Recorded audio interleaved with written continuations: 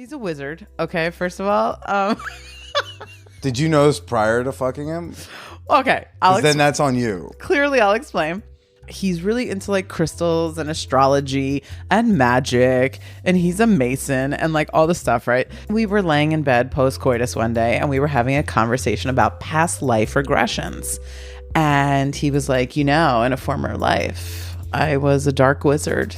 And I was like, yeah, I know. I mean, clearly. And then I said, well, in a past life, I discovered that I was in service of ISIS. My gift was sacred sexuality. We just like have that perfect combination of like sensuality and like slight kinkiness. But he also sucks. If only he could just like wizard up some fucking empathy, right?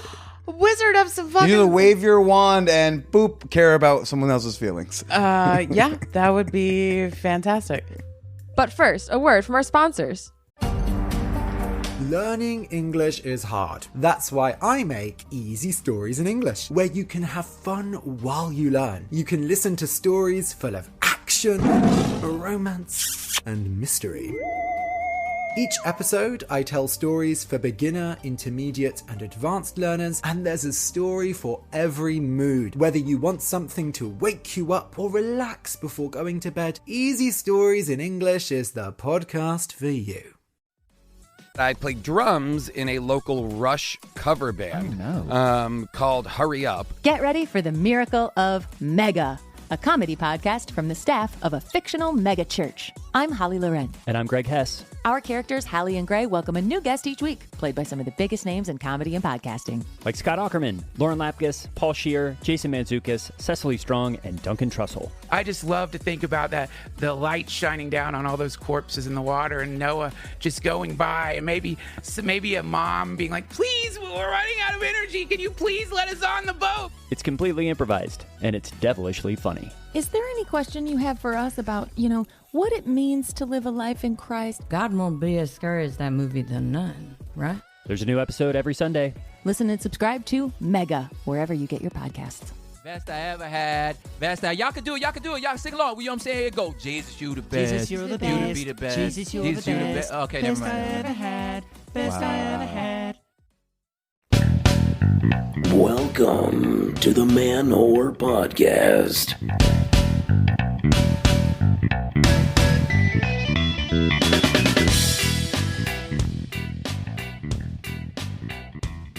Shout out to the sexy sages, the bitchin' witches, the hotter potters, and all the keepers of the magic wand.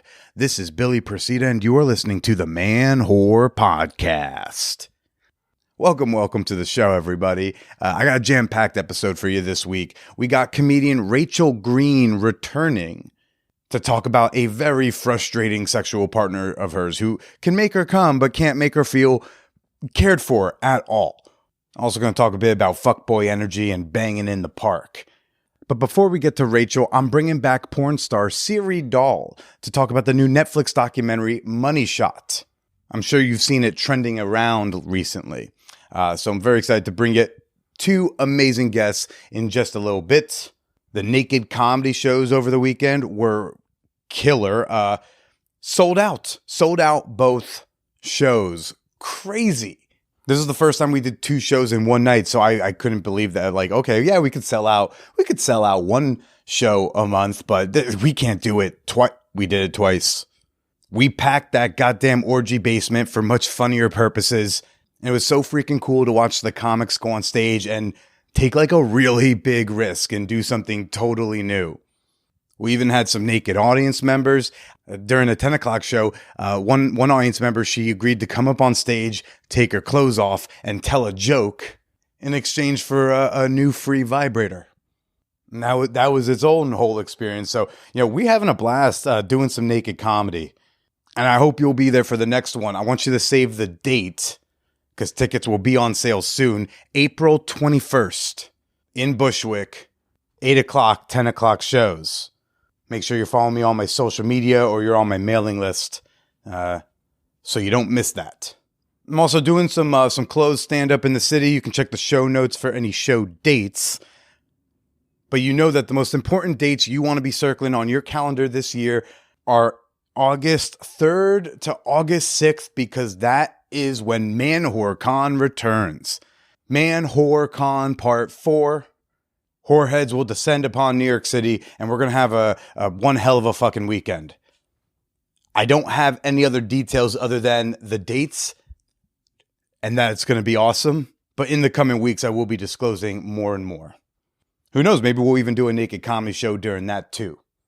Now, there's a new documentary out on Netflix called Money Shot, the Pornhub story. And every time there's some sort of like porn docu-series or porn movie, you know, the porn industry gets real skeptical and sometimes really worried because, damn, they don't get that shit right very often. Y'all remember Hot Girls Wanted? That was a clusterfuck. So I've got on one of the main characters in the movie, porn star Siri Dahl. If you don't recognize Siri from jerking it to her nudes, you might remember her from her Manwhore podcast episode way back at number 358, which I highly recommend checking out. Siri did porn for a long while, then retired from porn. And when I had her on the pod a couple years back, she was discussing her decision to return to the porn industry.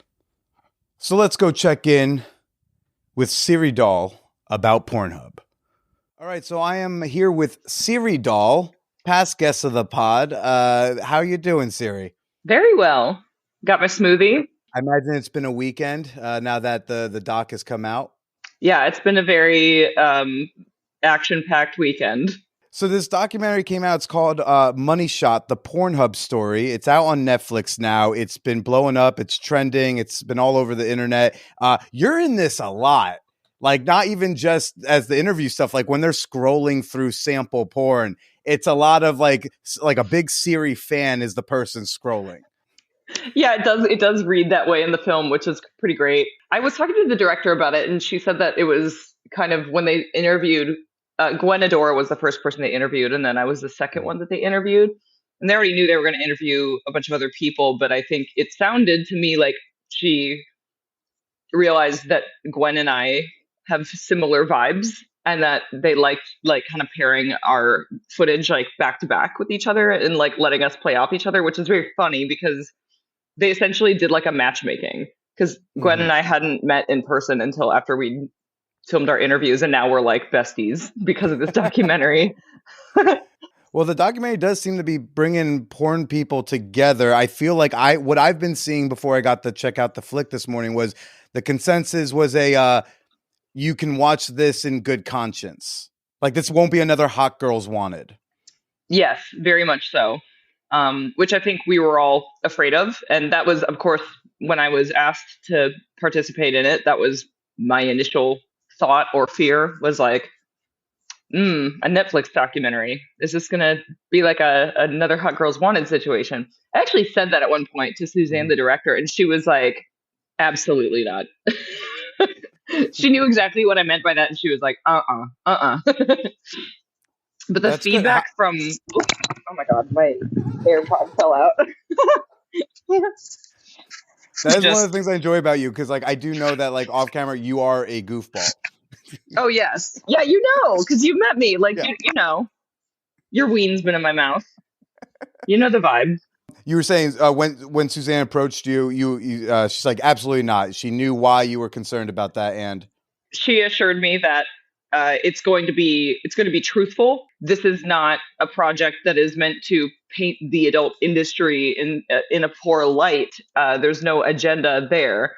It doesn't go very easy on Pornhub or MunGeek at all. Like, I think there are really valid criticisms of that company, but I really do appreciate the fact that she understands. She saw through the issue of like, you know, Exodus Cry and their trafficking hug campaign and the way it's attacking the porn industry. And the only people who really suffer from all those criticisms are we, the performers. She saw all of that. And I just really appreciate the way that she allowed performers to have really the biggest voice in the movie. I hoped that it would get regular people who are not in the adult industry, right? Like, and people who haven't already been captured by the anti-porn narrative.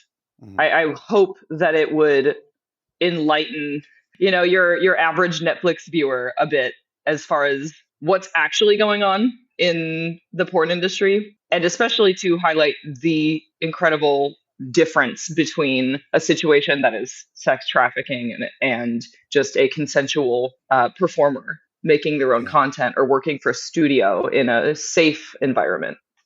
Yeah, and maybe, Netflix is going to attract a lot of mainstream people who don't read up on sex work related issues or the porn industry. They all watch porn, but they may not read y'all's mouthy opinions in between sessions, right? And so, but those are the same people who might have read that New York Times op-ed, right? And so maybe this could have served as this like follow-up, a clarificatory follow-up to that. Like, did you read this? You should watch this so you can better contextualize that first thing. Yes, it does feel that way. And I think for a lot of people, it does seem to be doing that, at least somewhat effectively.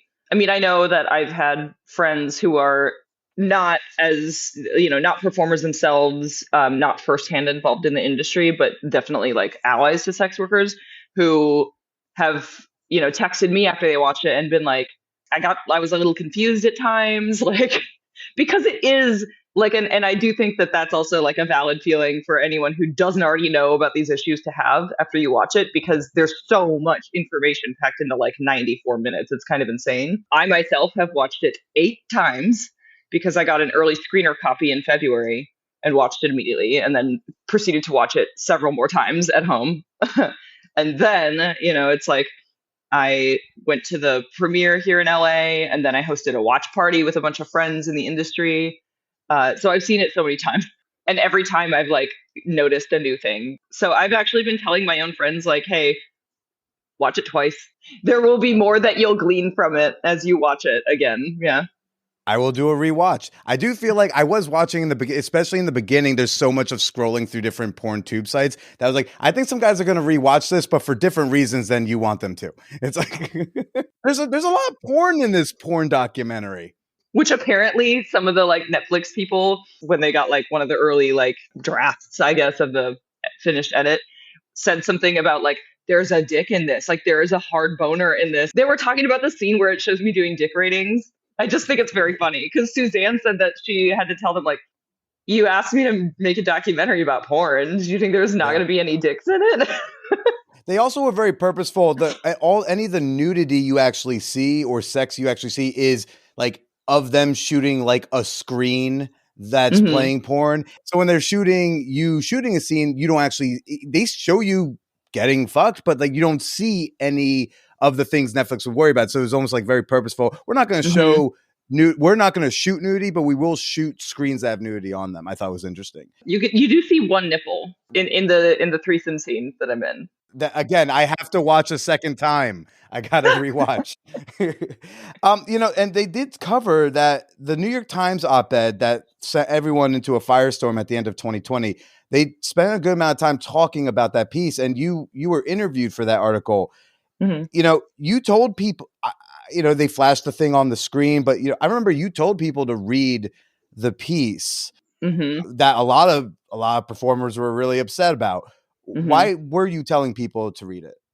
There's a couple reasons. So one, I knew that I had been interviewed for it, and I knew that like I was a little bit hoodwinked by Nick Kristof, which I think is made pretty clear by me in the documentary. But I also understood that this was going to be like a huge fucking news piece, and everyone's going to read it. Everyone that's not in the, like, so many people that aren't in the industry are going to read it. So I was basically like, this is not an easy thing to read, but everyone needs to read it. I don't know that anyone in our industry predicted how swift and strong that backlash against Pornhub would be based on that. Because within a week they changed policies. Yeah. It was immediate. Like that. And how did you feel about those policy changes that they did? For those who don't know, they took down all the like maybe 9-10 million videos that weren't verified. And then they instituted a strict, like, you can't post anything without being verified. And then some other policy changes as well, no downloads. So how did you feel about, despite the piece itself, the outcome of it? Well, it was frustrating. It's just like pretty much all of us performers in the documentary say, like, this is mandatory verification for Pornhub users and like no more anonymous uploads. Like that's stuff that the adult industry was actually asking for years and years. And we would get sort of roundabout responses from Pornhub, like, oh, we're working on that. But like, it's pretty clear that how much really were they working on it? Like, it was an idea in the air, like, because they weren't proactive about these things that everyone asks for that are pretty common sense, then they get caught with very poor moderation and have to literally disable all of the videos on Pornhub pretty much. Like everything that was uploaded by a not verified account was immediately disabled in like one day. And then they had to do a process of manually reviewing all of those like millions and millions of videos.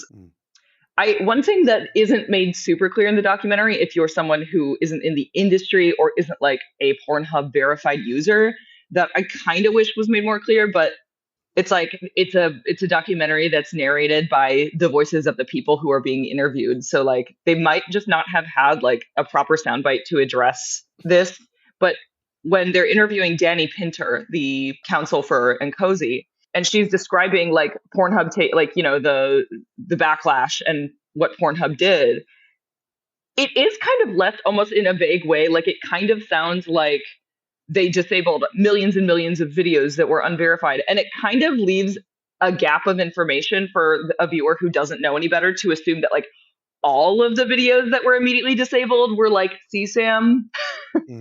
That's like one little criticism I have. And so I kind of wish like little details like that were better explained. So it seems like, Suzanne did a good job with the doc overall. It seems like people are happy. So like how important are the motivations of a writer or a documentarian or an organization, when they want to cover the adult industry? What makes Suzanne so different from Nick Kristof, different from the folks who did Hot Girls Wanted?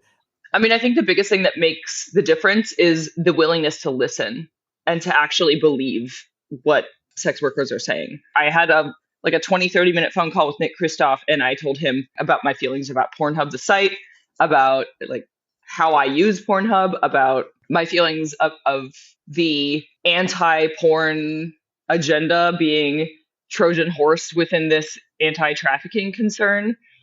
And I told Nick Kristof all of that. I even told him the specific circumstances of my sexual assault that happened to me when I was 19. Like I gave him the specific circumstances because what I rarely tell people, but I did share with Nick Kristof, is like when I was 19, I was raped by a coworker and he drugged me and he took photos of me when I was unconscious. And I did try to press charges. And the Tarrant County district attorney in Texas basically told me I should drop the case because there's no way I'd win it because his defense could argue too easily that I consented. But I'm naked and unconscious in the photos. It's just crazy that I told Nick Kristof about that and still ultimately like he quotes me just agreeing with like the things that he said. And then I also went into detail telling Nick Kristof about how that would impact me, my career, my finances on a personal level if this website were to go away or lose their ability to accept payments. So technically he did quote unquote listen to me, but did he really hear me? No, because he had no intention of ever portraying sex workers in a positive or fair light in that article that he wrote. It was such a fucking hit piece. And also it gets referred to still today as a New York Times article, like it was in a piece of investigative reporting, and it was an op-ed. Opinion. It was an op-ed all along. It's just Nick Kristof jerking himself off about what a great neolib he is. Like, well, I'm sorry. Not only that happened, I'm sorry that you opened up to Nick with that, and then that he turned around and did that. It's something that I'm comfortable talking about now because I think it's a valid part of my story to share. Like when people talk about the idea of like, all this exploitation, as though like, I'm like, no, I know what exploitation feels like. Like I've experienced you just got exploited by Nick Kristof at the New York Times. Yeah. And like my job is not exploitation. My job is a fucking career choice that I made for the first time 10 years ago.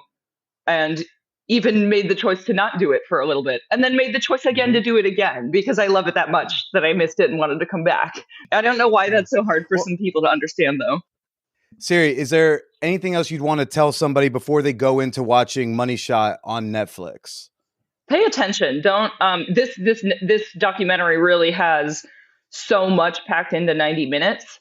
And I know, like, I do it like everyone else. You know, I'll put something on that I want to watch and like kind of like think of some random shit I wanted to look at on my phone, and I'll end up like putting toilet paper in my cart on Amazon. I don't like some dumb shit that doesn't matter. So I just ask for people who are going to watch this, like, give it your full attention. It's only 94 minutes. There's not just details that you wouldn't want to miss out on, but there's the storytelling style of the documentary, since it doesn't have like a voiceover narrator, is a combination of voices of interviewees and a lot of on-screen like information. There's a lot of images. They're telling the story as the documentary's put together in a way to make you feel like you're on a computer, like following the breadcrumbs trail, you know? So it's so visual and involved. Give it your full attention for 94 minutes. And if you feel like there's something that didn't make sense or that you missed, watch it again. Seriously. I know that sounds a little insane. Like, who watches a documentary twice? Having watched it far more than twice, I can say it's actually more and more fun and interesting every time. Nick Kristof has a fucking bronze bust of Bobby Kennedy above his desk that stares at him. And Wait, at what? first, yeah, there's a fucking, it's a journalism award. Like, there's a Robert Kennedy journalism award that Nick Kristof apparently won because he's got the bust on his desk. But what made me laugh really hard is, like, on my first watch through, I thought that it was a bust of himself. I had to pause and rewind. I was like, does Nick Kristof have a sculpture of his own head? Like, he might, that's in a different room. That's in a different room in this place. Yeah. Yeah. Well, yeah, put the phone in another room, plug it in to charge. This is a good movie. Watch it while your phone charges in another room. All right. Yeah. And then give it your full attention. And Siri's great in it, and she's in it a lot. I was so happy to see. Siri, where can people go to find you, follow you, check out your work? I'm on most socials, including Instagram and Twitter, at the Siri Dahl. And then if you want to like see my other websites and all my other links, the easiest thing is to just go to either my Insta or Twitter and click my bio link, because everything is in there. I'm on OnlyFans, just Siri Dahl on there. And SiriDahl.com is also a site that I have. It kind of just forwards to other sites, but yep. Fantastic. Well, yeah, definitely go check that stuff out. And Siri, great to chat with you again. Why don't you go ahead and say goodbye to everybody? Goodbye, everybody. Thank you for listening. Let me tell you all a quick story. I went to go meet up with my family a couple months ago, and my dad comes up to my sister's house, and he's got a big bandage on his head. And I was like, "Oh, geez, Dad, what happened to you?" He's like, "I got into an accident." I was like, "What happened?" "Yeah, no, like I got into an accident. I hit a telephone pole." I said, "Whoa, Dad, like a car accident?" He's like, No. I was like, "What, did you fall on your bike?" He's like, Nah, not that." I was like, "What happened?" He's like, "Nah, I was walking home from the bar and I walked into a telephone pole." But if he had been in a car accident, I would have told the man, "Dude, you should check out Morgan & Morgan, America's largest injury law firm." Yes, that's our sponsor this week, Morgan & Morgan, who have won over $15 billion for their clients over the years. With over 100 offices nationwide and more than 800 lawyers at your service, Morgan & Morgan can help you with your injury claim and make sure you get the money that you deserve. Their fee is free unless they win. They don't get paid unless you get paid. For more information, go to forthepeople.com/manwhore or dial pound law. That's pound for the kids. Like, for if you're 23 and you get into an accident or you slip and fall at work or something like that, pound, that's the hashtag symbol. We used to call it a pound. Now pound is like fist to fist bump. I don't even know if you all call that a pound anymore. Anyways, one last time, go to forthepeople.com/manwhore or dial pound 529 from your phone. Remember that dude at the video store that knew way too much about movies but always made you laugh? Whatever happened to that guy? Well, he started a podcast, Binge Watchers Podcast. Go listen at bwpodcast.com. And every month the shows host a new theme of episodes like Bad Romances, Back in the Day Hits, and an annual horror movie marathon called Summer Slash.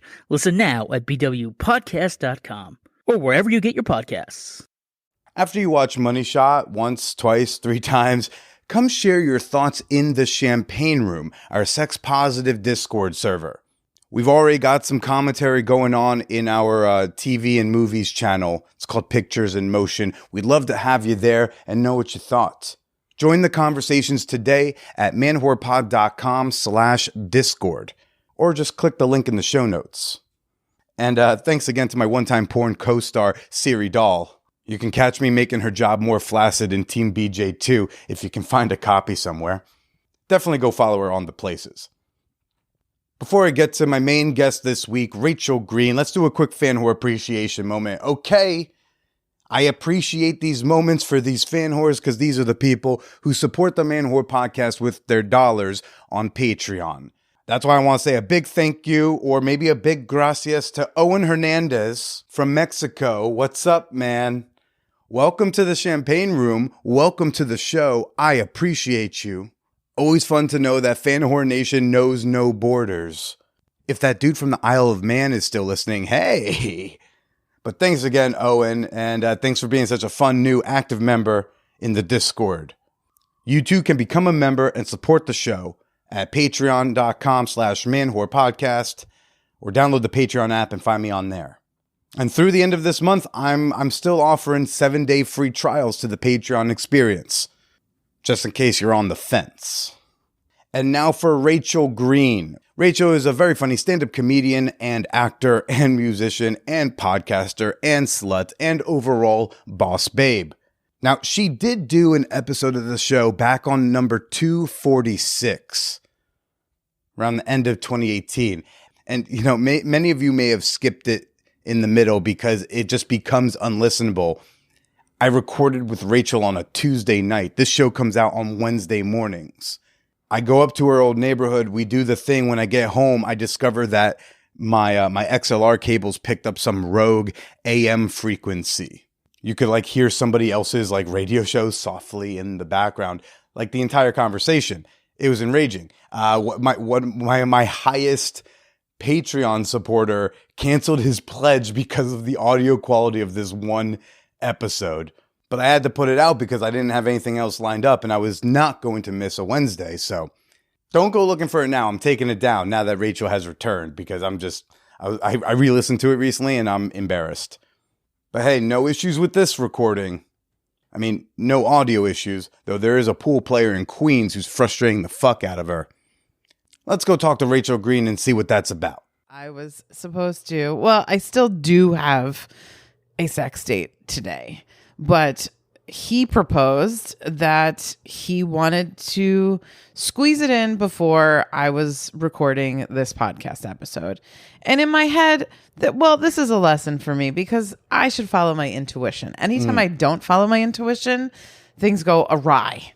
And that's exactly what happened today, because anytime this man sort of semi-professionally plays pool, and not pocket pool, like actual pool. Semi-professionally? He's competitive. I don't know what the fuck. Okay. And because... Is he a hustler? I don't know. He plays teams. Is he on like the ESPN Ocho? Is that... I don't know because all we do is fuck. We don't really even date. And I've learned that's fine. I've learned to accept that. So it's low stakes. It's really like literally all we need to do is make a plan, show up at that time and have great sex and then go about our lives. Fine. And did that happen today? No, it did not, because he said I have a pool match at 12. And I said, okay, approximately what time will you be done? He said 3:34. This was scheduled, by the way, everyone, for 7. Yes. A lot of time in between. Right. So you figure maybe it takes him half an hour to 45 minutes to get back. That gives us about 2 to 2.5 hours for a nice session. Fine. In my head, I'm thinking, every time he plays pool and tries to hang out with you, his timing is not reliable. But he said, I'll keep you posted. I said, okay. Now, mind you, I thought to myself, I should have just made it for after we record the pod. right? That's just common sense. And then that way, if the session runs longer, it's fine. There's nothing else to do after. I mean, if the session ran longer here, I'd be like, look, I can just very quietly set up while y'all finish. That's true. It wouldn't be the first time I'd seen you get railed. This is also true. Yes, this would not be out of a window. Waving at me. Yeah, that was fun. What we're referring to is a party at Hacienda where I thought it would be fun to get fucked out of a window and wave at my friends like Billy out of the window. And it was a good time. That's how I knew she was at the party. Just her tits like flapping in the breeze. Smile. Boing, boing, Hi, Billy. boing. Hi, Billy. What's up, Rach?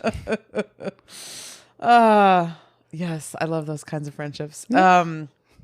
Yeah, so this motherfucker. So you know, look, he said I'll keep you posted, and at 5:10, I was like, hey, and he's like, hi. I'm like, so you were gonna keep me posted? And he was like, oh, I just got home. He's like, I'm kind of angry and very annoyed. And I was like, I scratched the white ball on an 8 ball. Right. And I was like, me too. And he was like, what? Wait, why? Why are you angry? You know, because he's in his own little fucking world. Yeah. And I'm you like, didn't lose a 9-ball tournament. Yeah. Or whatever. I mean, I don't know why he was mad. I'm just trying to get whatever very limited billiards references I have. Oh, I know. It's wonderful. I actually like it. It's much better than him. And yeah. So I thought we were going to snooker, but you know, I have to. Snooker. I'm so sorry, but I'm too tired to snooker. That's so funny. I did a musical called "A Man of No Importance," and they sounds like him. And they use the word snooker, but they say it with an Irish accent. Oh. With a snooker. Yeah, and I was like, dude, you said you were going to keep me posted. Like, I would have appreciated a text around 3:34 when you said just to let me know you're running late. And he's like, oh, I apologize. I try not to look at my phone when playing, and by then I was already pretty angry. And I'm like, fuck off. This reads like you're one of your guesses about him. Oh, that he's on the spectrum? Could be. I think he is. And I'm like, because there's no awareness. That could just be like he doesn't understand you might have feelings. Most people that are on the spectrum know that they're on the spectrum. So they typically talk about it. And then it kind of helps you understand how they operate. There's a lot of people who like are on a spectrum who don't know it because they just think they're weird. Like I just got told I was weird and socially awkward. Right. I think he doesn't know. Right. And I think I know, but I'm not a doctor. And also, how weird is that for like a woman that you're fucking to be like, by the way, I think you're on the spectrum. That's how I found out. All right. Well, stay tuned, folks. I guess it's going to go down tonight. He just like, is just like, his thing is like, yeah, I'm not a good communicator and I'm working on it. And I'm like, are you?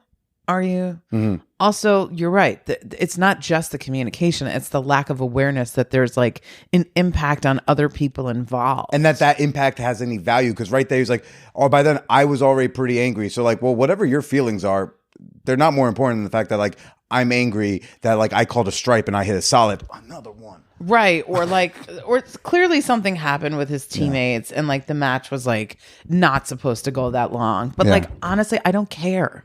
We put our quarter down on the side and someone cut us in line. Clearly the quarter always means we're next. Who the fuck knows? I have no idea. So instead, I'm going to get fucked after this. So that's good. You're still going to fuck him. I'm still going to fuck him. And do you want to tell people why? Because literally, he's the only person since Porno Jim to make me come the way that he does. And I hate that. But it's just what it is. He gives such good head that I don't know if I'm coming for 15 minutes or if I'm having 15 consecutive orgasms. It's insane. Yeah. Like Rain Man, but... Yeah. Pussy Rain Man. Pussy Rain Man. That's the other thing. He was just like, he doesn't do this, doesn't do this. I was like, then how does he like not know how to do any of that, but he can get you off? Because he only has to focus on the one thing. Right? That's like the definition of like an autistic person is they're really good at one fucking thing. Cue the emails, be like, excuse you, I'm good at 17 things.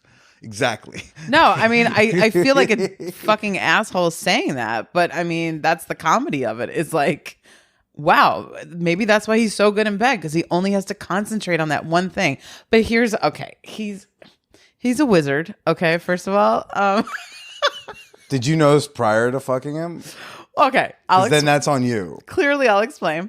Well, maybe not currently a wizard, right? So he's or he's a retired wizard. Well, past life, I'll tell you. So, yeah, he's really into like crystals and astrology and magic, and he's a Mason and like all the stuff, right? So I was jokingly, I think we all do this. Like you have nicknames for your lovers when you're talking about them with your friends, right? So I had already been calling him the wizard. And then we were laying in bed post-coitus one day and we were having a conversation about past life regressions. And he was like, in a former life, I was a dark wizard. And I was like, yeah, I know that checks. Yeah. I mean, clearly. And then I said, well, in a past life, I discovered that I was in service of ISIS, not the terrorist organization, the goddess. Yeah. I've seen Moon Knight. Nice. I know who ISIS is now. And my gift was sacred sexuality. And he was like, yeah, that checks. That tracks. So, yeah. So now we have this like very intense physical chemistry. We just like have that perfect combination of like sensuality and like slight kinkiness. Even the sex is really hot. Like he's just, I don't know. What is he tangibly doing that's so spectacular? The chemistry. There's nothing that necessarily. Like this isn't like he watched the right YouTube video and he learned a trick. No, that's more porno, Jim. But no, this guy. Well, okay. So first of all, we have stupid chemistry. So it's like just being in each other's presence. There's already kind of like a kinetic sort of. But then, I've come to realize like rough sex. I actually don't like it as much as I thought that I did. Or maybe like a little bit, but like I actually really like a long sort of like sensual, like I don't know, like a full R&B album. Yes. Like you want to get all the way to the end. Yes. Like he'll like break out the coconut oil and he's like massaging me and like he's like slightly dominant, but it's more of like a service top kind of dom. It's not like, he's just running things and he knows how he's making the executive decisions. Yeah, it's hot. Yeah. It's fucking hot. And like, I don't know, just the way he fingers me, the way he fucks me, and it'll be like slow and then it's fast and then it's just like, there's a lot of eye contact and it's like, But he also sucks. If only he could just like wizard up some fucking empathy, right? Wizard up some fucking. You just wave your wand and boop, care about someone else's feelings. Yeah, that would be fantastic.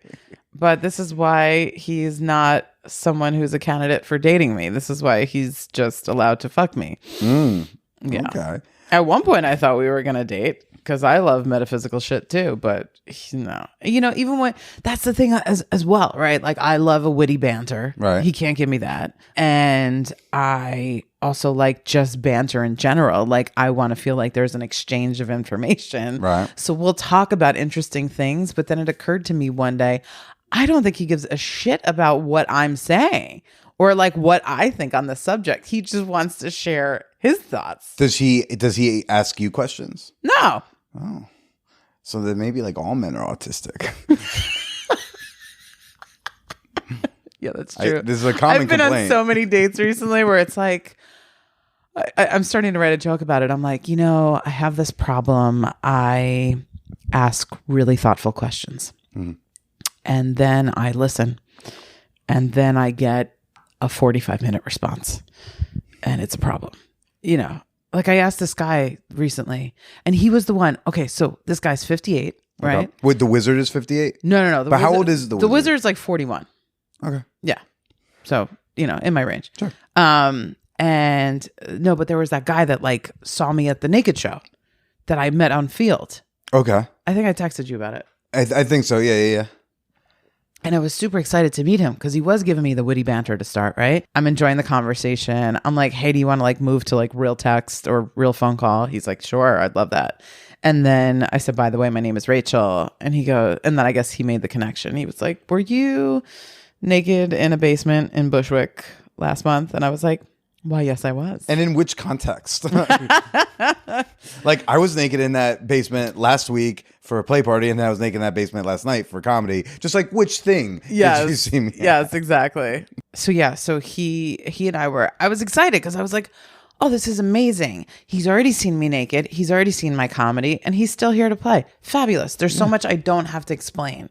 This is awesome. And then we met up, and of course, I asked him, I was like, so how'd you like sort of get into the poly lifestyle? And then I got a 45-minute fucking answer. I heard about how he moved from Germany, how he met his ex-wife who was like a born-again Christian, how like, and I heard about every single lover. I heard about all his children. I heard about so many things. And I was like, and we were exchanging. And then, but after 45 minutes, I was like, so. The exchanging is all around his story. Exactly. Like, even when you get to pop it, it's still to be like, you're tagging something or you're asking a clarifying question, but it's still this story. Yep. And then what? And then I was like, so, do you want to know anything about me? And he was like, yeah, everything. He knows he got called out. Yeah. It's not the first time that's happened. And it's been something that I've been doing, and I don't know if it's a service or a disservice, but it sort of like weeds people out really quickly, depending how they handle that. Yeah. I mean, is the problem the 45-minute answer, or is the problem that there's no, after his 45-minute answer, an invitation with a question for you to then do a TED Talk? For sure. Yes, the latter. It's like maybe like halfway through that, he goes, oh my gosh, you know what? This is not the answer you were looking for. How did you get into the you know what I mean? Like, and then switch it up, and then it becomes an exchange rather than your TED Talk and I listen. Yeah. There hasn't been a lot of second dates recently. No, it's okay. I mean, I think I've just become more discerning, and I actually want to enjoy your company. If we're gonna have sex, I'm just like a little. I'm still super slutty, but like I'm more discerning with who I slept with. Mm-hmm. If the context is a sex party, that's one thing, right? Like, in that moment, we have a nice connection. We have a little drink by the hot tub, whatever. We chat a little bit. We flirt. Like, it's clear there's a connection. Boom. No problem. But it's like, let's go on a date. And it's like, if I'm not really like feeling the mental connection, I don't want to. Not really. Yeah. I'm not going to let you fuck me out a window. No. Mm-mm. No. Or a balcony, Or a balcony. Yes, she does have a very nice balcony over the bay. Yeah. I saw you at that party, but was that an anomaly, or are you like going to parties again? I haven't been to a party since. Okay. And that was October of, I think, 21. It was right before Omicron. Yeah. I mean, I'm not against going. I would go back, maybe, I don't know. To be honest, that party in particular, it felt very young. And I was just kind of like, I don't want to fuck someone that feels like my child, or they could be my child. And I'm not even that old, but it's like an energy thing. Sure. I do think it. I mean, I think it just depends on the night and who shows up. I got feedback from someone I hooked up with at Saturday's party, and one of her complaints was like, yeah, but like it was her first time at Hacienda, and she thought like, well, it's like it wasn't very kinky. I was expecting more kink. That I think there's normally more kink scenes going on. It just happened to be a night where the population that showed up.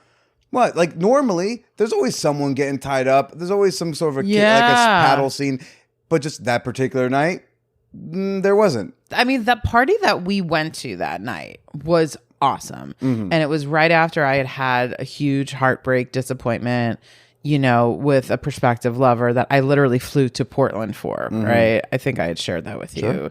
And so I was actually tapping more into my dominant side that night, which I don't normally do. So, I got to electrocute someone in a cage, and I got to fist my friend up to here. I'm showing my elbow. I was like, ooh, I should get the tattoo now. And then I got fucked out the window while having a threesome. So it was a good night. I'm not complaining. I mean, there was also that girl who was like, oh my God, are you Rachel Green? And I was like, yeah. And she's like, oh my God, how's Jack? And I was like, she's good. And she was like, oh, I've always thought about doing comedy. I should do your show. What, like I run an open mic? Like you should do my show? If I fucking let you. Do you not know how this works? Like, it was so weird. Wait, did you know her? No. Where did she know you from? She used to come to the Venus Flytrap, or she followed Jack on Instagram. Is it not jarring for someone to come up to you at an orgy and just say your name? Yeah, I didn't like it. It suddenly took the fucking out of the window and made it invasive. It went from being really fun to ugh. It's one thing if I talk about it, but she was literally an internet fan, and the problem that Jack often had was that she had, she's got a huge Instagram following, and people would talk to her and think about her and regard her like they knew her, they were friends. And I mean, I don't have that kind of fandom that she has, but in whatever fandom I have, it can be similar where we're talking about Jack the Stripper, just so if anyone. Sorry, yeah. Jack the Stripper is my former comedy partner, and it's she's a human. She has a life, and just if she doesn't share one thing or you haven't heard from her in a while, doesn't mean, she's not living life and just trying to cope with reality like the rest of us, So how was your shows this past weekend? Oh, last night? It was so good. Oh, yeah, that was last night. Yeah, last night. We sold out, packed house, 2 shows. Everyone had a good time. So you did the Naked Comedy Show in January. I did. I enjoyed it. You were the closer. Thank you. I was the closer. People had a good time. It was very cute to watch. It's really cute to watch all the different ways that people decide to perform on a naked show, right? And I hosted a couple at Club Cumming, so I was familiar with it. And for me, I don't know, I guess maybe because I'm not just a comedian. I'm an actor. I've done musicals, and also I just like to dress up and feel hot, right? So when I do it, I'll wear a pair of heels, and I'll come out in a sexy robe, and then I'll gently let the robe drop, and I look at the audience and I go, "You're welcome," and that was an immediate laugh, and it was so cute to just watch everybody else just be so awkward and barefoot and it was, yeah. Anyway. It's interesting because you are comfortable being naked in front of a group of people. Yes.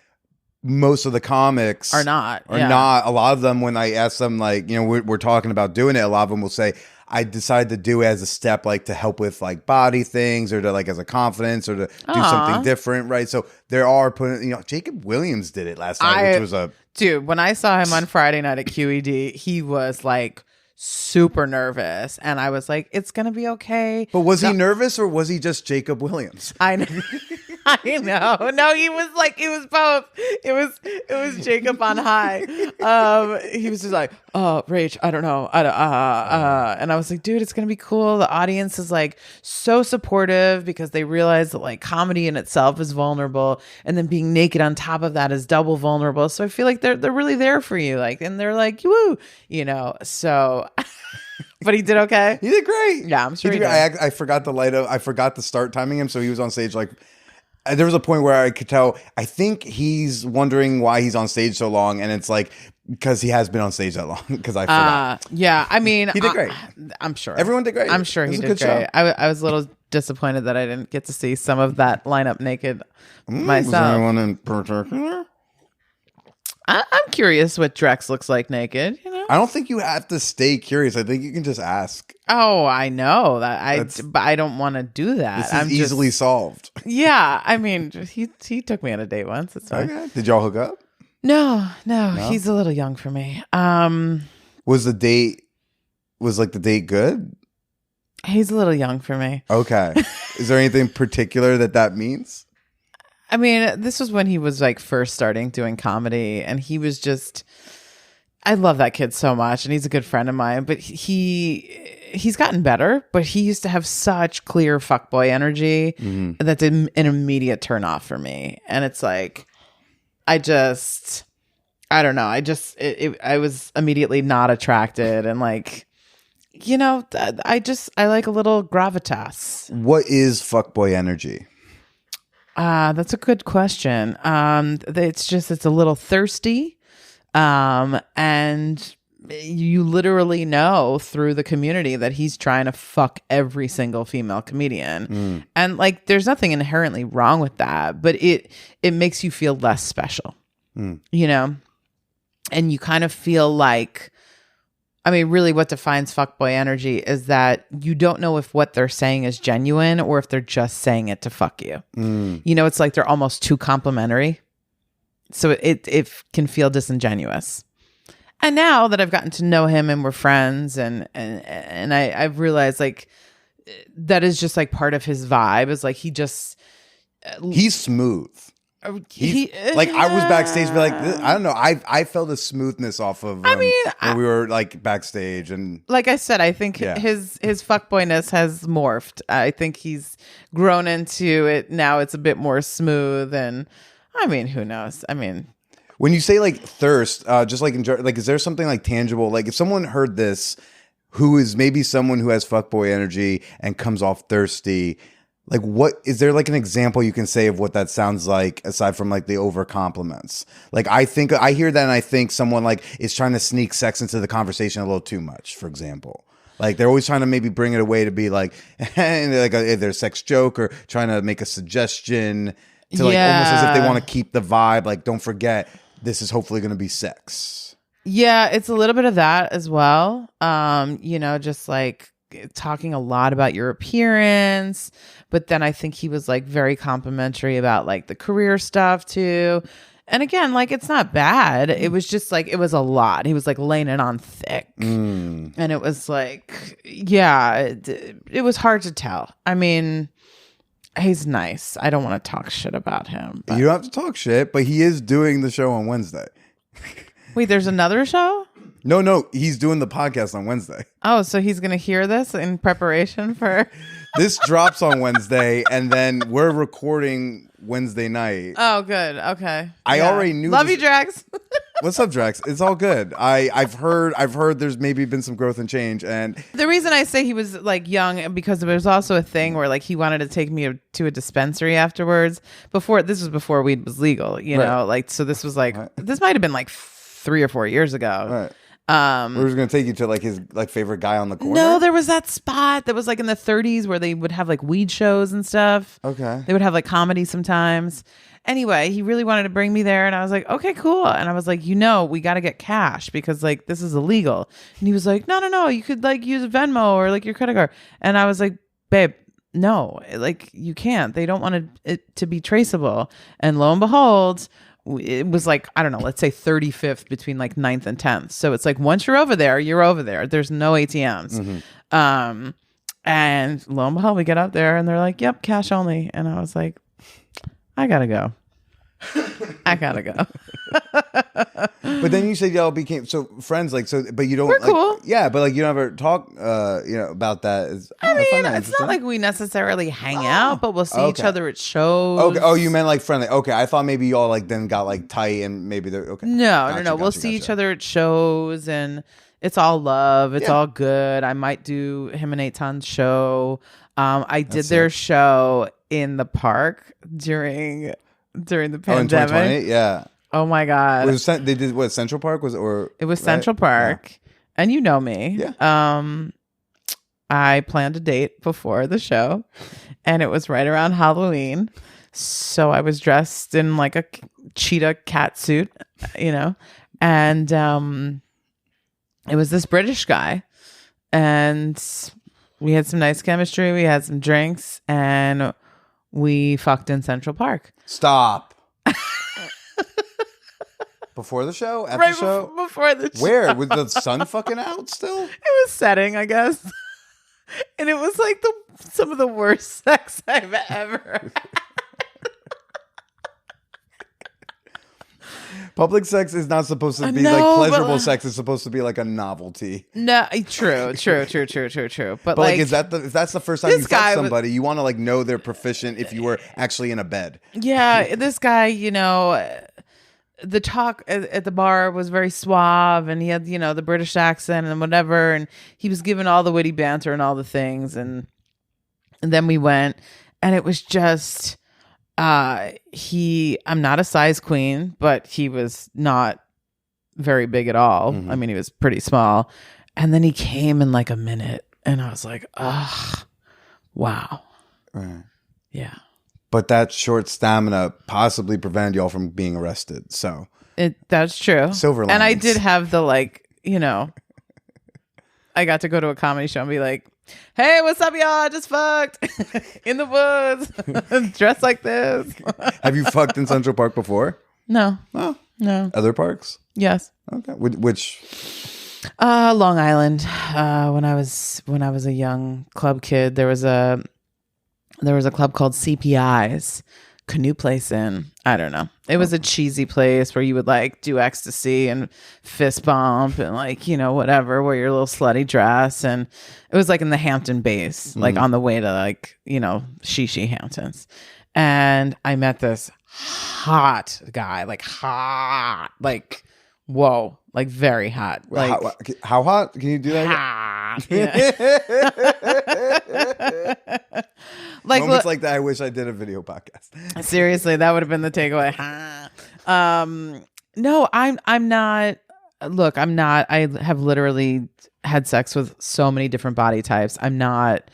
That's not what makes me attracted to someone. However, this dude was like a dancer and a personal trainer, so his body was just sick. I was like, whoa, he's like a robot, And he was like light skinned black with like green eyes. Like he was, whoa.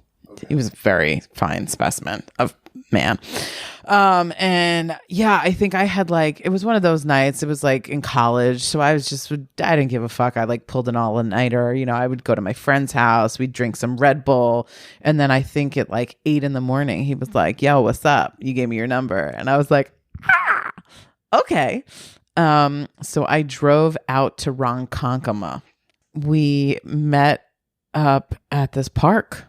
And the sun was coming up, and we went on top of this like what do they call it, like a jungle gym kind of thing. Okay. And I think I pulled out a fleece from my car and we laid it down and we start hooking up, and then like children start coming to play in the park. No. Rachel. So we stopped. Obviously, we stopped immediately. Luckily, we hadn't gotten naked. We were just kind of like making out at that point. So we then become more classy and go to the Ronkonkoma train station. So if the sex is bad, one of you can escape real quick. Jump on the train. Well, this way we're only going to get caught by adults, not by children. And it was like one of those days. It was summer, so it was like easily 100 degrees outside. So now we're like fucking like rabbits in the back of my little Subaru 2-door. And it's so hot. We have to like open the windows, open the doors. It is just, we are slipping and sliding. It is just, yeah, it was hot. What goes into the decision of like whether or not you're going to do public sex like in a park like that? Or if I don't actually get off on like, oh my God, are we going to get caught? Yeah. It's like, I'd rather not get caught. Right. But like, what? So like, I don't know, if you had to sell somebody on park sex, what is it? Because you're not actually getting the best sex. So what's fun for you? Well, okay. I guess there is the element of like danger and surprise. I guess that's there.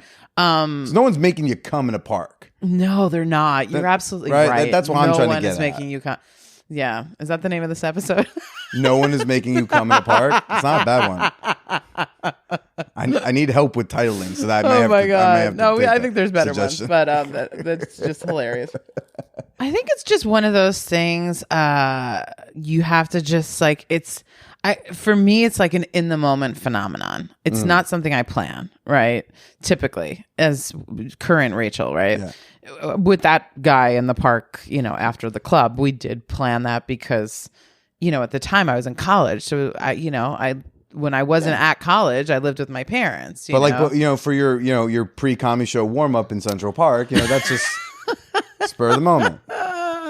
It was a spur of the moment. I think you know what it was. I had been stuck in the fucking house in the pandemic. I hadn't really had a lot of sex. Yeah. I had good chemistry with this guy, and it was like, fuck it. Let's do it. Yeah. I think he said it jokingly, and I was like, let's do it. Don't threaten me with a good time kind of thing.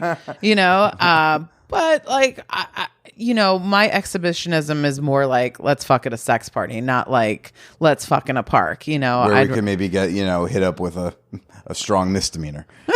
Exactly. I'm good. I did that. I've been to jail. I don't want to be back. You've been to jail? Yeah, once. Part of me was like, you know what? I don't ever plan on being here again. So let me see what this is like right now.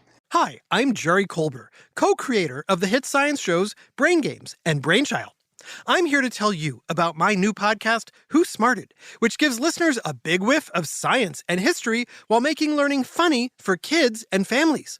With 3 15-minute episodes a week on lots of cool topics, Who Smarted is perfect for car rides, bedtime, homeschooling, and classrooms.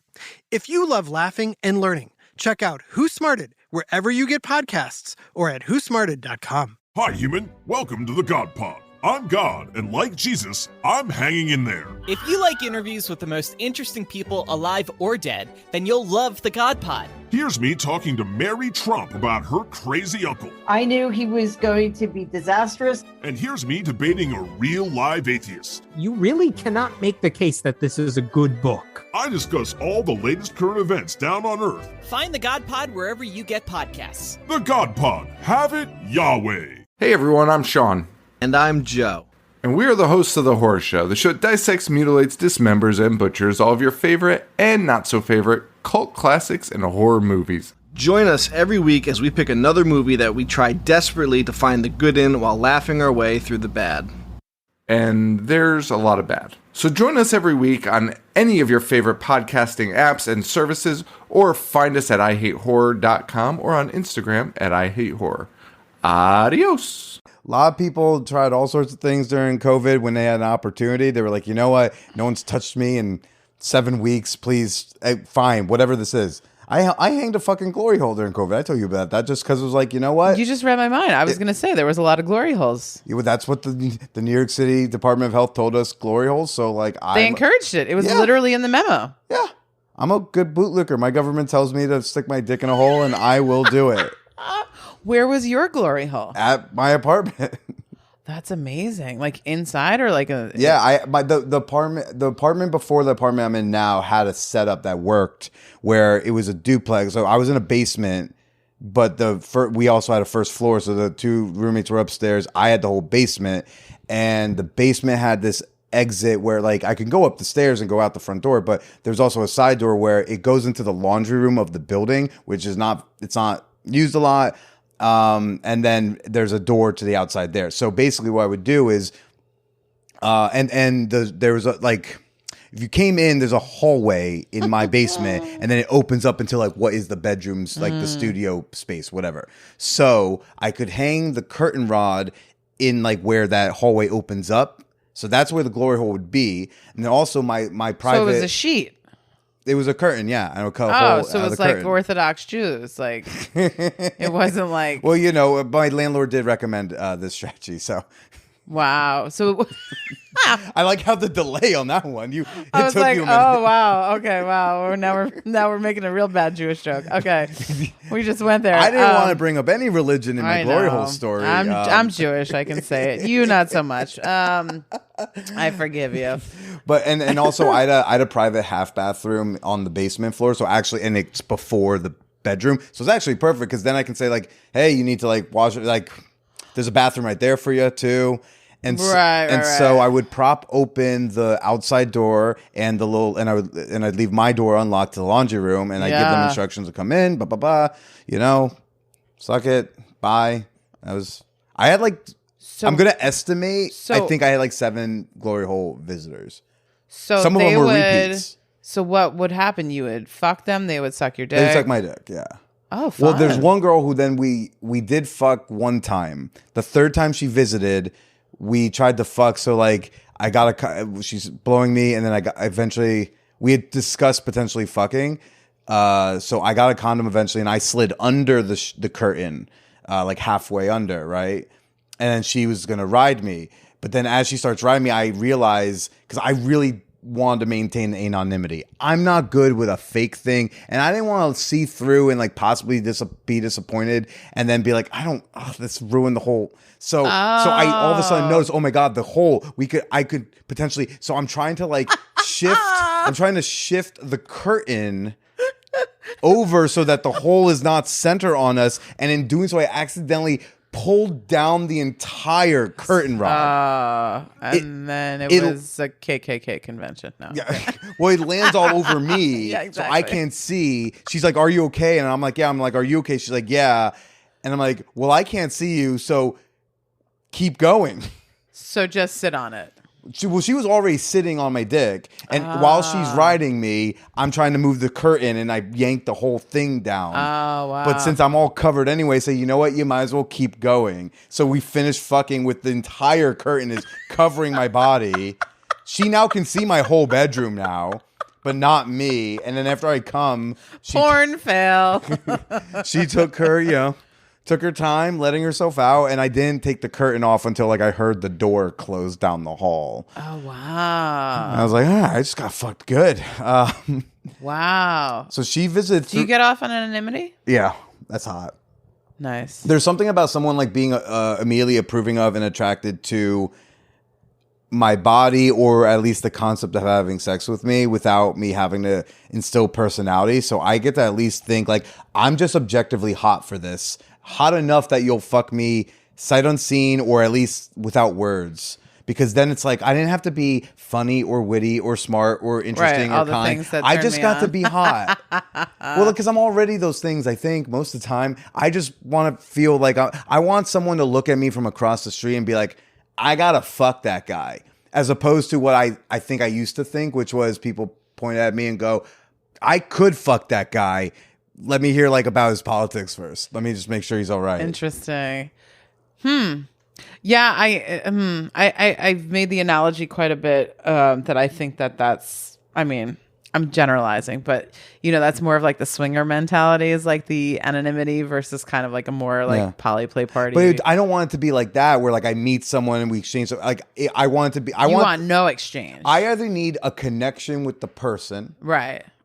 Like you want all or nothing. I want to connect with you. Like, let's have a chat, and like if we click and we have some cool, or I want like an intricate like script and like series of instructions. Yeah. That when I finish them, like somebody gets to come and right. And you go. did the thing. You executed the thing. I'm attached to the scene. Right. And so it doesn't really matter what you look like or what your personality is like, because it's like I'm into this scene and we've agreed to do this scene. Because if we're not going to do the scene, if we're going to pull the curtain back, now I have to be physically attracted to you, and I have to get like at least a little bit of chemistry. Do you have like a safer sex talk with them before the negotiated thing, or you're just like, fuck it? It depends on like what we're doing, but right, okay. For example, receiving head, incredibly low risk STI for you, for me, right? If she asked me questions, sure, but we were also all on lockdown. It's a very fair question, but it just depended on what we're doing and what somebody asks and needs to know. Yeah. Some people want to know a lot of stuff. Some people don't ask any questions. I ask the questions. Yeah. I'm big on like you have to take personal responsibility. So I will ask you the things I need to ask you. And if you need to know certain things, you should ask me those certain things. You should not think that the certain things I want to know, this person knows I need to know them and then discloses. We all have such different standards about different things. But yeah, it depends on what we're doing. I'll talk sexual health. With the glory hole people, oftentimes there's the glory hole people. I said that, didn't I? I did. I didn't know. I didn't realize what I said till you reacted like that, and then I was like, "Yeah, that's fair." I just pictured like a whole society the of Oompa like Loompas, but glory hole people, zombies like lining up for a glory. Give us dick. The fun postscript of that particular glory hole visitor, right? Yeah. So she did 3 visits, and we fucked on the 3rd. Then I invited her to do the podcast through the glory hole. Shut up. We did have you still never seen each other? Well, the whole thing was we were going to do I stuck a microphone through. We did a whole conversation. It's called the glory hole episode. If y'all scroll back to like late 2020, early 2021. Up. I love this. And then at the end, after we were finished, then we pulled the curtain back while recording to do like a live reaction reveal. Oh my God. Yeah. But she did ask, hey, but before we like record, do you think I can suck your dick one more time as a stranger? Wow, she was really into it. Yeah, and I was like, of course you can. Yeah, what person is going to say no to that? I hit record, like as I was getting close to coming, that's when I leaned over to hit record so that we could so when you hear that episode, you're hearing like a pretty seamless transition of like, I don't know if you hear me come, but you at least hear me like at the immediately after coming. And then you're hearing like a lot of deep breathing and you're hearing me like pass a mic through, like you're hearing the immediate transition from blowjob to podcast. That's amazing. Eat your heart out, Howard Stern. I'm stepping the game up. Wow. I feel so vanilla right now. No. Wow. Rach, how are you doing on time? Is your I'm good. autistic wizard on his way over soon? No, I didn't give him a time. He didn't fucking give me a time. I didn't give him right. a time, you know. No, you actually scheduled. This all happened very last minute. Mm-hmm. You know, he was like, I was thinking of you. I'm like, good for you. You know, like, fuck off. You know. I'm sorry to bring up such a negative No, thing. it's fine. You know, I just need to concentrate on the orgasm. Mm-hmm. That's all I need to, or the orgasms, because there's, it's so good. It's magic. It's really magical. Yeah, it's up close sleight of hand. But now I have demons in my mossy shire, is what I like to say. So. Well, Rachel, do you want to do? I had an idea for a bonus episode because when I was listening to your past episode, you know, you were talking about how you don't think you're poly anymore and like what you wanted in dating. So I thought maybe we could talk a little bit more about just like, you know, how you're feeling about poly or slutitude, being a purposeful slut. Oh yeah, someone who's like a good I love sex, that. Yeah, No, I think okay. I think that's great, and I things like maybe come to talking mind? about it. And it has become, I think, a bit more distilled since we last spoke. Yeah. I did sort of have this epiphany, you know. Well, so it was just real brief. So that we're going to do as like a bonus. Okay, yes. Before we do. So plug myself. Yeah. Well, you know, because we don't know if he's going to show up to plug you. So you might as well do it. Like No, he's waiting on a phone call. He has no idea when he's supposed to make me come. Patreon people, you'll hear this bonus episode with Rachel tomorrow. But for now, where can people go find you, follow you, maybe make you come? I don't know. Oh my gosh. Yes, I love that. You can find me on Instagram or TikTok at the one Rachel Green. So that's the word then the number 1, not spelled out, Rachel Green, RACHELGREEN. And no, I am not the character played by Jennifer Aniston from Friends. Hence why I have to have that annoying handle. It's also my Venmo if you just like me and you want to give me money. You know, you just want to show me a little love. Do it. I accept that as well.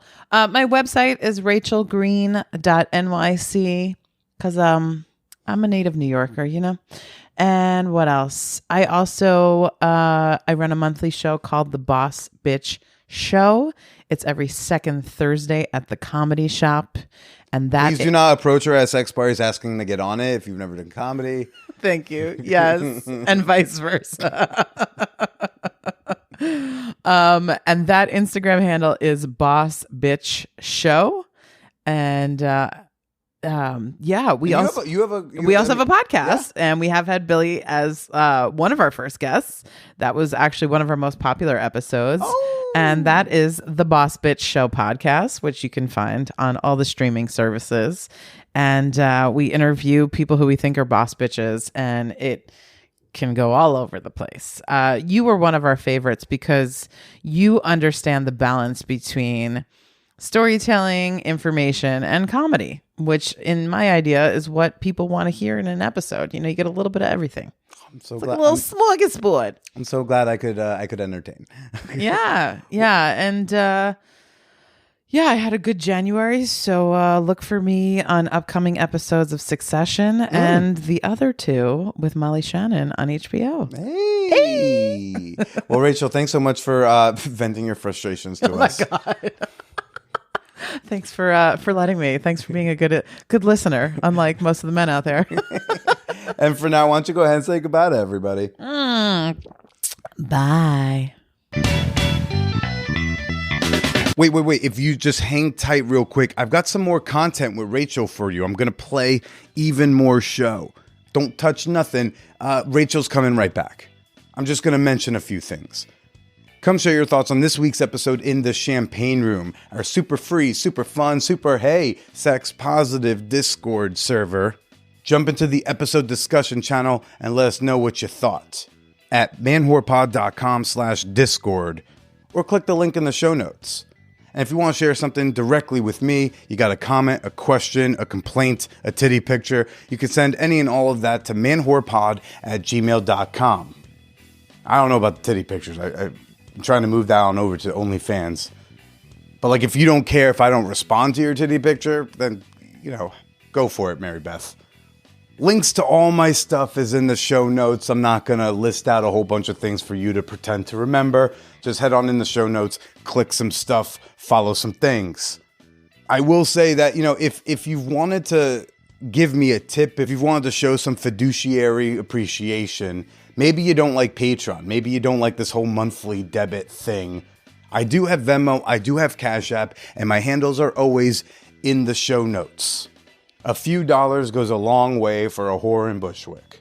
But speaking of Patreon, I am about to play a teaser of my bonus episode with Rachel Green that comes out tomorrow exclusively on that orange platform.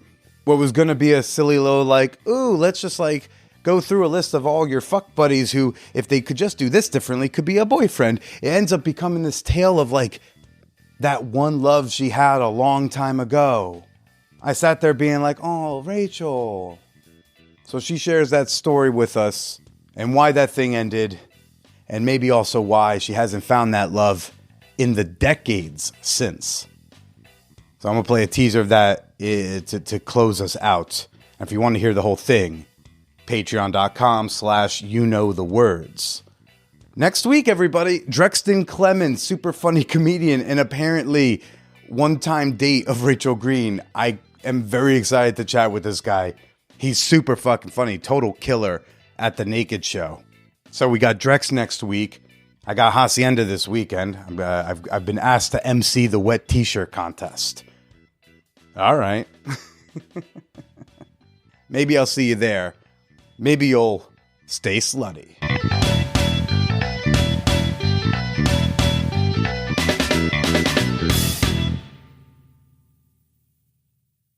Somewhere a few months into the relationship, I'm like, I want to see what you look like when you fuck. I want to see what your ass and your balls look like when you fuck. And he was like, oh, okay. So I set it up to watch him fuck one of my close friends while I took bong hits and masturbated. It was hot. This is in your 20s? Yeah, I was 22. So how'd you approach the friend? What? She was totally yeah, but what do you just say? Yo, want to fuck my guy, or do you slip it into a conversation? What? I don't remember. I think I was just kind of I mean, I think she thought he was hot anyway. He was hot. And I think I was got a little proposition for you. I mean, she was already double dildo banging her roommate, so it was she was clearly open for whatever. And we would have liquid latex parties. We were all yeah. Yeah, we were all ahead of time. I'm making a face like this as if oh my god, people do this. But I started going to Hacienda when I was 25. Yeah. So why am I acting perplexed? I'm naturally. Yeah, it was up in Boston. Yeah. And I'm acting fake. I was fake surprised. Yeah, I was just like, hey. And then as the relationship progressed, we then were supposed to have sex with his best friend, which I was very excited about because he was a fucking model and he was hot. But we started going at it and he was like, cut. Yeah, so he vetoed that pretty quickly. So that sucked. Sometimes you take a little bite and life goes ahead and gives you a whole pickle slice. Thank you, life. And sometimes you spend $5 or more and the McDonald's app gives you 20% off the whole order. That means you can get a McCrispy and a Quarter Pounder with cheese and a new lemonade and still save. Thank you, McDonald's app. Limited time only at participating McDonald's. Valid one time per day. Visit McDonald's app for details. Ba-da-ba-ba-ba.